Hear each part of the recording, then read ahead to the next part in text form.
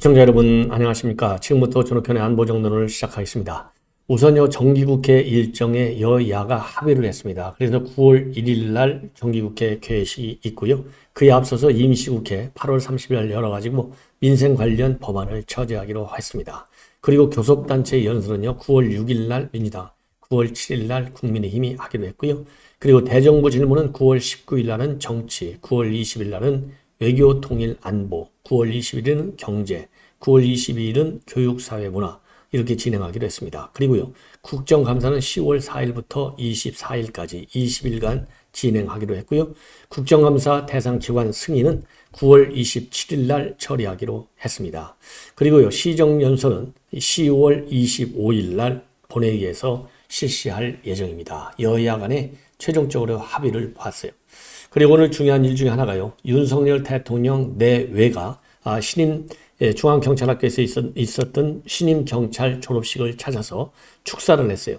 여기에서 윤석열 대통령 민주당 통제 필요성을 굉장히 강조했고 중립성 보장을 공언했습니다. 그런데 특이한 것은 이채로운 것은요, 김건희 여사도 함께 동행해서 이번 행사를 주재했다. 그래서 김건희 여사도요, 여성 경찰관에 대해서 흉장을 다뤄줬습니다. 그리고 또 간담회도 가졌어요. 비공개리에. 자, 그래서 이번 축사에서는요, 지금 시기적으로 굉장한 뭐라 그럴까요? 이 중대한 이슈가 경찰하면 우선 민주적 통제 장치가 필요하다나. 그래서 이제 행안부의 경찰 국원 신설한 거 아니겠습니까? 그러다 보니까 경찰의 독립성과 수사의 중립성을 깨는 것이 아니냐, 이런 우려가 있는데, 거기에 대해서 대통령이 확실하게 중립성 보장을 해줬고요. 그리고 경찰국 설치와 관련된 경찰개혁, 이런 부분에 대해서는 민주적 통제가 필요하다, 이런 걸 강조를 했고, 그리고 이 처우 개선을 하겠다라는 입장을 또 강력히 표명해서요, 그 대목에서는 졸업식장에서 환호, 그리고 이 함성이 울려 퍼졌다라고 지금 알려지고 있습니다. 그리고 지금 오늘 졸업한 학생 수가요, 무려 2,280명인데, 오늘 또 중요한 것 중에 하나는요, 지금 경찰이 인사 문제에 대해서 비경찰대 출신들이 굉장히 지금 뭐라 그럴까요? 소외되고 있다, 홀대를 받고 있다, 이런 거 있었는데, 윤석열 대통령이 순경 출신들이 경북관까지 승진율을 대대적으로 높이겠다, 이러한 약속을 했지 않습니까? 그런 것처럼 그리고 또 하나는 뭐냐, 이 경찰대 출신이 많기 때문에 순경 출신들의 또 진급률도 높이겠다, 이런 걸 했는데요. 이러다 보니까 오늘 이 경찰종합학교는 당연히 이제 비경찰대 출신들로 되어 있지 않습니까?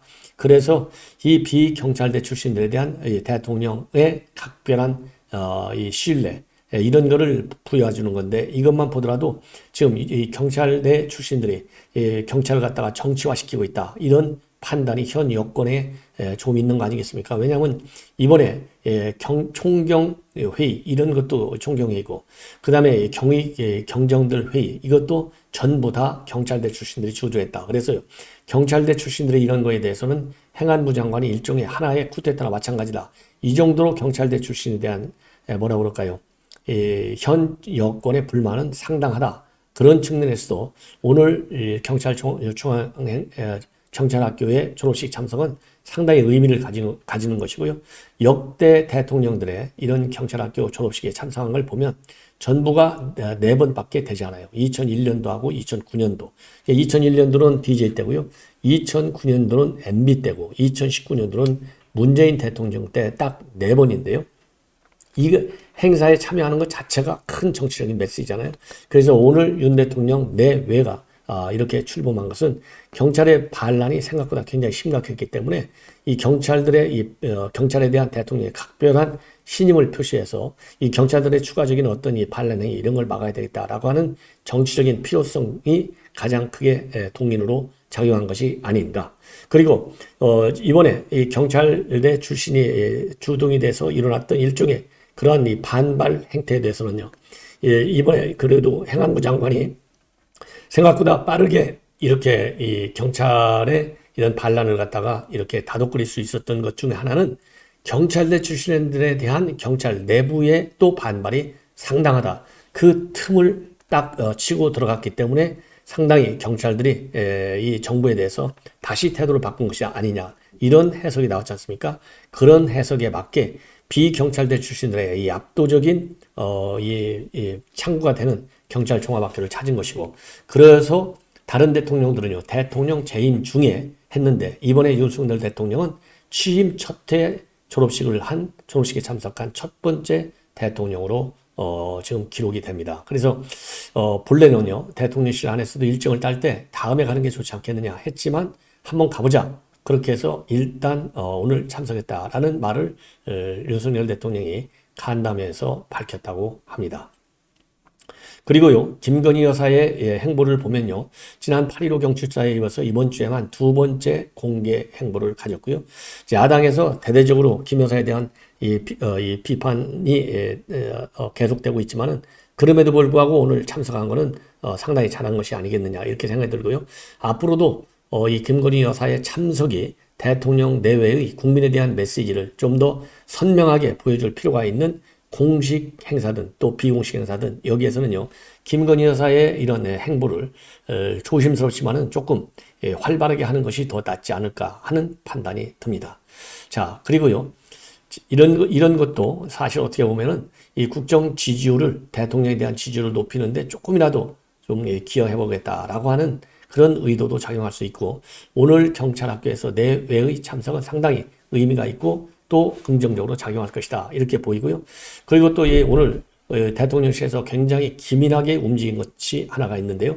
어제 여러분들께서도 많이 보도를 보셨을 거예요. 1기 신도시 이 신도시 재정비하는 이 사업이 당초보다 상당히 늦어지는 것이 아니냐. 그래서 오늘 신문만 보더라도요, 분당 주민들이 지금 열불 났다, 이런 보도가 아주 막 제목이 대문짝만하게 나오기도 했어요. 그래서 이러한 보도를 보고 이 최병묵인가요? 경제수석 최상목입니다. 죄송합니다. 최상목 경제수석이 오늘 즉각적으로 기자들하고 이 간담회를 통해서요, 1기 신도시 재정비 마스터 플랜 절대 늦어지지 않는다, 본래 계획대로 실시가 된다. 그래서 2024년도까지 수립을 완성하겠다. 그래서요, 이 정도 규모의 신도시 종합계획을 한 1년 반 만에 만들어내는 거, 이거는 어마하게 빠른 거다. 본래 5년 이상 걸린다. 그래서 이 분란 여론에 바로 달래는 작업에 들어갔어요. 이것만 하더라도 지금 대통령 지지율에 대해서 대통령실에서 얼마나 민감하게 반응하고 있는지, 이 대목을 우리가 알 수 있는 것 같습니다. 자, 그 다음에는 말이죠. 또 이제 감사원 감사, 지금 감사원 감사 중에요, 가장 논란이 많은 데가 전현희 권익위원장에 있는 권익위원회 감사예요. 그런데 권익위원회 감사에 관해서요, 감사원이 아주 칼을 대단히 뺀 것 같습니다. 감사 기간을, 지금 이건 그냥 감사가 아니에요. 정례 감사가 아니고 특별 감사입니다. 특별 감사를 지금 해왔는데 2주간 더 연장하겠다라고 공식적으로 밝혔다고 합니다. 그래서 왜 연장하느냐? 자료 제출 협조가 제대로 안 되고 있다. 그런데 반해서 권익위 측은 무슨 소리냐? 성실히 협조했다. 그래서 또 한 번 충돌을 하고 있어요. 지난달 28일 날 시작됐으니까요. 오늘이 8월 19일이니까 거의 이틀 인정하면은 한 3주 이상의 감사가, 특별 감사가요.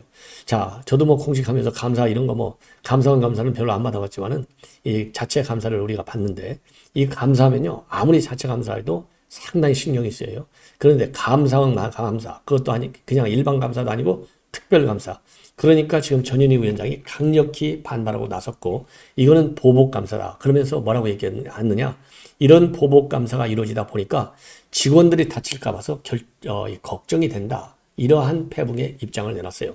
그러면서 내가 사표를 내는 문제를 심각하게 고민하고 있다, 이런 얘기를 했는데요. 사표 내는 것을 심각하게 고민하고 있다라는 입장은 이번이 처음입니다. 그리고요, 어제 KBS 라디오에 나왔었는데요. 이번 감사원의 특별 감사와 관련해서 감사로 인해서 직원들이 다칠 수도 있지 않을까, 두려움이 제일 그것이 두렵고 또 미안하다. 가장 강한 사퇴 압박의 이게 요인이 되고 있다. 이러한 불만을 표시했습니다. 자, 그래서요, 지금 어제, 그리고 어제 말이죠, 문재인 정권에서 알박기 인사한 사람들이 일시에 동시에 사표를 냈어요. 자, 지방의원회 김사열 위원장, 지방의원회, 이 사람이 이제 사표를 냈고요. 그 다음에 이석현 부의장이 또 사표를 냈습니다. 그래서 평통 부의장, 수석 부의장 자리죠. 여기에는 김무성 전 대표가 가고 평통 사무처장에는 윤석열 대통령의 뭐 40년 치기다. 이렇게 해서 언론 활동도 많이 한 변호사, 갑자기 제가 이름이 생각이 나지 않네요. 이 변호사 석동현 변호사입니다. 죄송합니다. 석동현 변호사가 또 이 평통 사무처장은 딱 차고 들어갔어요. 그래서 평통이 한순간에 지휘부가 이제 제대로 바뀌게 됐다라는 말씀을 드리고요. 그리고 이제 그래서 지금 이석현, 그 다음에 김사열 이런 분들이 사퇴를 했고요. 그 다음에 추미애가 임명을 했던 법무부의 인권실장 이 사람도 민변 출신인데 이 사람도 또 사표를 냈어요. 그래서 나름대로 의미가 있는 자리에 앉아있던 문재인 정권의 알박기 인물들이 일제히 사표가 났고 지금 끝까지 버티고 있는 사람이 바로 한상혁과 전현희인데요. 이 전현희, 한상혁이도 끝까지 자기네 임기 지키겠다. 지금 그런 입장을 반복적으로 내고 있고 전현희 위원장도 마찬가지인데 바로 처음으로 어제 사표 내는 문제를 심각히 고민하고 있고 잠도 못 자고 열불이 나가지고 약을 먹고 잠을 자고 있다. 이 정도로 고통까지 지금 폭로하고 나섰어요. 자, 그런 상황에서 감사 2주 들어갔다라는 얘기는요. 결국은 사표 내라. 이런 압박이 보다도 저도 그래요. 저도 공직을 했지만은 고위공직을 했지만 고위공직자는요. 정무직은 왜 정무라는 게 무슨 말이에요? 정치적인 영향을 받는다는 얘기 아니겠어요? 그러면 양심에 따라서 일을 해야죠. 법에 따라서 일을 하되 판사도 법과 양심에 따라서 심판을 하잖아요. 재판을 하잖아요. 그런 것처럼 공직수행 기관도 법과 양심을 두게 하는데 법만 따르겠다 이렇게 해서 지금 버티는 이 고위공직자들, 준독 공직자들 저는 이해가 가지 않습니다. 왜냐? 문재인 대통령하고요. 윤석열 대통령이 설령 같은 정당에서 나온 대통령이다 하더라도요. 대통령의 철학이 달리고 임명권자의 뜻, 정무직이라고 하는 것은요. 임명권자의 뜻에 따라서 임명이 됐다는 거 아니에요. 그러면 임명권자가 떨어져 나갔으면 새로운 임명권자가 재신임을 하지 않는 한 딱 사태로 나가는 것이 대통령에 대한 예의다 이거예요. 그게 법을 지키는 또 예의예요. 그래서 법을 지킨다고 할 때 국민 눈높이에서의 국민 정서법도 지켜라. 저는 그런 지적을 하고 있어요. 그래서 전현희 위원장도 제가 알기로는 상당히 좀 나름대로 합리적인 그런 분으로 알고 있었는데 이번에 버티는 거 보니까요. 이거 참 대단하다. 대단한 일종의 고집이 있구나. 이런 거를 저도 느끼게 돼서 참 안타깝다. 이런 생각이 듭니다. 자, 이번에는요. 저도 이 대통령 신변 위협하는 일종의 테러 행위죠. 이거는 법을 엄중하게 집행해야 된다라는 말씀을 여러 차례 제가 말씀을 드렸어요. 그리고 윤석열 대통령처럼 거의 매달 한두 번씩 이런 신변 위협, 테러 위협이 나오는 대통령도 제가 보기에는 인생을 살면서 처음이지 않나 싶어요. 그래서 반드시 엄중 처벌을 해야 된다. 그래서 이러한 유사 사례, 장난으로 했다든가 술 취해서 했다든가 무슨 기사를 보고 이 사병들 말이죠. 200만 원 봉급 준다 해도 안 준다 해서 열받아서 한다든가 이러한 사례가 더 이상 반복돼서는 안 돼요. 그런데 오늘 제대로 하나 판결이 나왔어요. 바로 서울 서부지법에서 장영채 판사가 내린 이 선고인데요. 1년짜리 징역 1년짜리 실형을 선고했어요. 뭐냐? 최근에 말이죠. 경기 수원에 사는 사람이 본인 집에서 화염병을 하나 만들어가지고 윤석열 대통령을 죽이겠다. 그래서 제2의 사익을 완성하겠다. 이런 섬찟한 테러 위협을 한 바 있습니다. 그것도 한 번이 아니고요. 4월 27일 날 오전 5시에 한 번 올리고 그리고 또 4월 27일 날 그러니까 한 번 올리고 또 그러니까 이게 오전 5시니까 새벽이잖아요. 새벽까지는 아니지만 아침 일찍이잖아요. 그리고 그날 오후 9시 50분에 또 한 번 올렸어요. 이거는 아주 악질입니다. 그런데 또 오늘 이렇게 한 것이요. 이 사람은 이미 재범이에요. 유사 범죄를 한 번 또 저지른 사례가 있어요. 그래서 오늘 죄책이 굉장히 무겁다. 그러면서 실형 1년을 선고한 겁니다. 자, 구체적으로 내용을 보면요. 지난 4월 달 5시쯤에 이제 이렇게 이 테러 위협을 올려놓고 자, 그리고서 실제로 말이죠. 빈 소주병을 사다가 거기다 신나고 경유를 넣어가지고 병 입구에 신문지를 말아넣는 방법으로 화염병 1개를 만들었다고 합니다. 자, 그러고서 이제 신변 우협을 딱 한 거예요.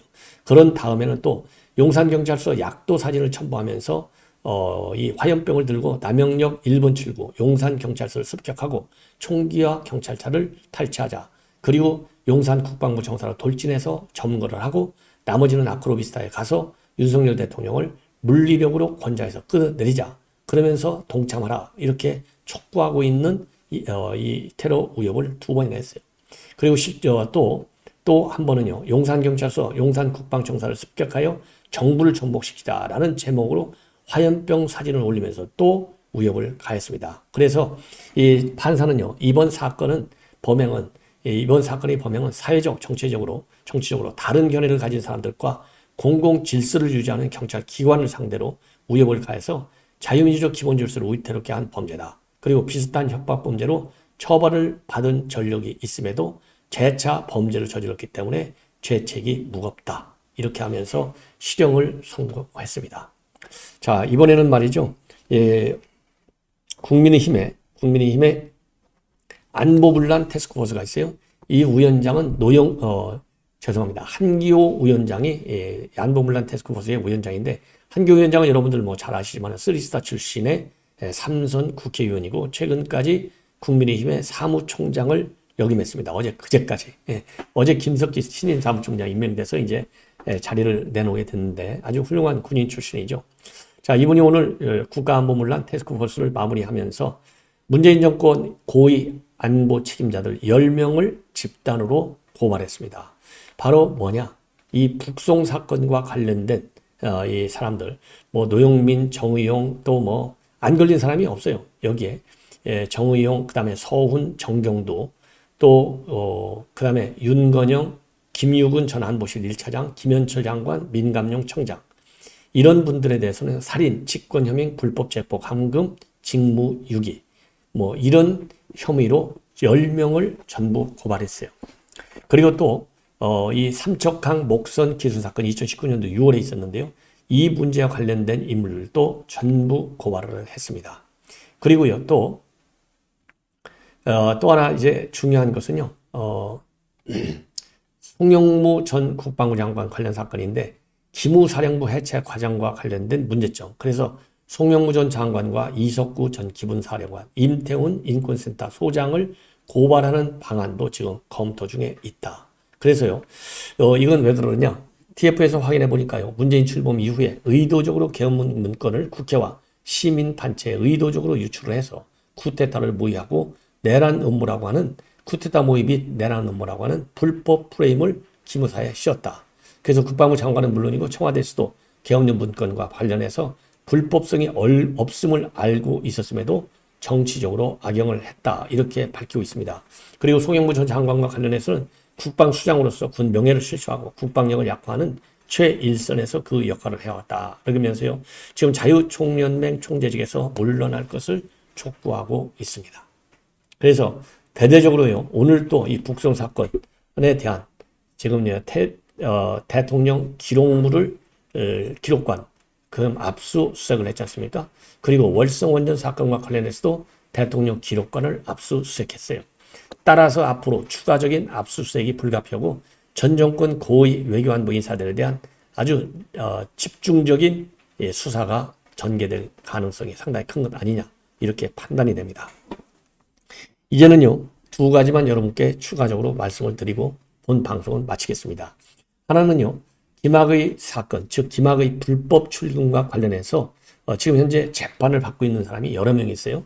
이광철 전 비서관, 이규원 검사, 차기군 전 법무부 출입국 정책본부장, 이런 사람들의 재판이 진행되고 있는데 바로 오늘 재판이 열렸습니다. 오늘 재판에 어떤 인물이 참석을 했느냐? 증인으로 봉욱 전 대검 차장검사가 증인으로 불려나와서 진술을 했습니다. 증언을 했어요. 왜냐?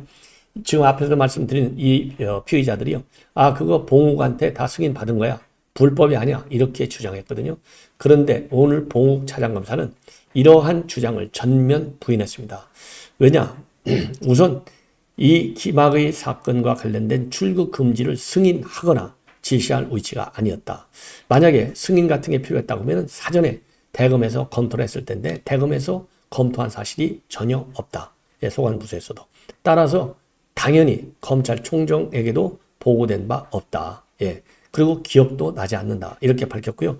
다만 당시 문무일 총장한테 보고한 것은요. 당시에 검찰국장으로부터 윤대진 검찰국장으로부터 관련 대구를 보고받았기 때문에 그 보고 내용을 보고하기 위해서 보고받은 내용을 전화를 했더니 전화를 안 받아서 문자만 보냈다. 그래서 문자가 이제 뭐냐? 이런 문자를 보냈다는 거예요. 자기가 이제 윤대진 검찰국장한테 받은 문자. 김학의 전 차관이 출국 수속을 받는 것을 출입국 직원이 확인해서 급히 긴급 출국 조치했다를 보고를 윤대진 검찰국장으로부터 받았다라는 내용. 이것만 보고했을 뿐이지 별도로 대검에서 검토하거나 그리고 총장한테 보고한 바도 없고 본인이 지시한 바도 전혀 없다. 이렇게 입장을 밝혔습니다. 왜 그러냐면요. 아까 말씀드린 대로 이광철, 이규원 이런 사람들이요. 봉욱이 불법 출국 금지를 결정했다. 이러면서요. 이규원 검사 같은 경우에는 대검의 승인 없이는 긴급 출금을 할 수가 없어서 이광철 비서관에게 대검 승인을 받아야 한다고 주장했고 그래서 이 봉 차장은요. 법정에서 대검 승인이 필요하다는 얘기가 있었다면야 포관부도에서 당연히 검토했을 것이고 검찰총장에게도 보고했을 것이다. 그렇지만은 그런 내용 전혀 없고 기억도 나지 않는다라고 밝혔습니다. 자, 그래서요. 이번 이 법원의 진술 내용을 보면요. 이 사람들이요. 봉욱 대검 차장한테 법적 책임을 미루려고 하는데 그게 법원에서 받아들여질 것 같지가 않습니다. 예. 그리고 말이죠. 이 검찰이 뭘 질문했냐면 중요한 질문 한 두세 가지를 했는데 하나는 어떤 대상자를 출금하려고 할 때 출금 요건이 맞는지 안 맞는지 판단하는 것은 검사가 판단하는 거냐 신청하는 검사가 판단하는 거냐 아니면 누가 하는 거냐 물어보니까 당연히 신청하는 검사가 판단한다. 그러니까 신청하는 검사가 누구예요? 이규원이잖아요. 이규원 검사가 판단하는 것이지 봉욱 내가 대검이 판단할 게 아니야. 다시 한번 밝힌 거예요. 그리고 또 그러면 신청한 검사가 상급자가 출금 신청 사실을 사유에 인지했다고 합법화되는 거냐 아니냐 이렇게 물으니까 법에 정해진 요건이 맞느냐 안 맞느냐가 중요한 판단의 기준이지 결정 과정에서 보고를 했냐 안 했냐 이거는 그런 이 적법성 여부와는 전혀 관계없다. 저라도 법을 모르는 저라도 이렇게 얘기하죠. 아니 결정했다고 다 법이 나오나요? 다만 법에 따라서 말이죠. 법에 따라서 반드시 결재를 얻어야 된다. 예를 들어서 이재명 같이. 그런데 결재를 했다. 그러면 그건 책임이 따르는 것이죠. 그러나 법에 정해진 요건이 아닌데 보고를 했다고 해서 의례적인 보고를 했다고 해서 그것도 문서가 아닌 구두로 이게 인정된다. 법적 효과. 그건 아니라는 겁니다. 자, 그리고 또 하나 이제 또 중요한 질문은 뭐라고 되어 있냐면요. 상급자에게 보고하거나 상급자가 인지하면 출금 절차가 적법해진다. 이러한 주장을 하고 있는데 이 주장을 깨는데 이 봉욱 차장의 오늘 증언이 굉장히 중요할 것 같습니다. 자, 마지막으로는요. 지금 이제 권리당원들 투표가 이제 오늘 호남으로 넘어갔어요. 호남 투표율을 보니까 말이죠. 오늘 이제 발표가 됐는데 17일, 18일 이틀 동안 진행된 권리당원 투표, 호남 지역 투표율이요. 지금 완전히 비상사태에 빠졌습니다. 전북은 17.2, 전남은 16.7, 광주 18.8. 야, 그래서 제주에서 17.8, 충남이 19.68. 딱 세 곳밖에 안 돼요. 10%대는. 나머지는 전부 이보다 훨씬 더 높아요. 그래서 호남에서 인정을 받아야 말하자면 투표율이 좋고 또 투표율이 좋아야 지지율도 높잖아요. 그래야 정통성 있는 지도자가 되는데 호남에서 이렇게 낮으니까요. 이재명이도 박용진도 완전히 지금 비상사태에 빠져 있고 야 이거야말로 망신스러운 거 아니냐 이런 지금 이 분위기가 있다고 합니다. 자 그래서 지금 이 두 후보는요 계속해서 투표율을 독려하고 있다 이렇게 보여지고요. 호남에서 최소한도 투표율은 40% 넘어야 되는 분위기다. 그런데 송영길은 그래서 42.74%, 이낙연은 41.03%가 됐는데 전당대회 투표율이 최소한도 이 정도는 돼야만이 나중에 정치적인 영향력을 행사할 수 있을 것 아니냐. 자, 그런데요. 지금까지 보면 충청적 경선까지 종합투표를 보면은 37.69밖에 되지 않아요. 그래서 마지막 서울 경기 투표율 심차가 만약에 이어진다. 그러면은요. 어마어마한 타격을 입는 것이죠. 그렇기 때문에 완전히 지금 난리가 났다. 이런 보도가 나오고 있습니다. 시청자 여러분 이것으로 본 방송은 마치겠습니다. 계속해서요. 제 방송을 구독하고 계신 분들 꼭 시청을 많이 좀 해주시고 SNS를 통해서 주변에 공유해 주시면 대단히 고맙겠습니다. 감사합니다.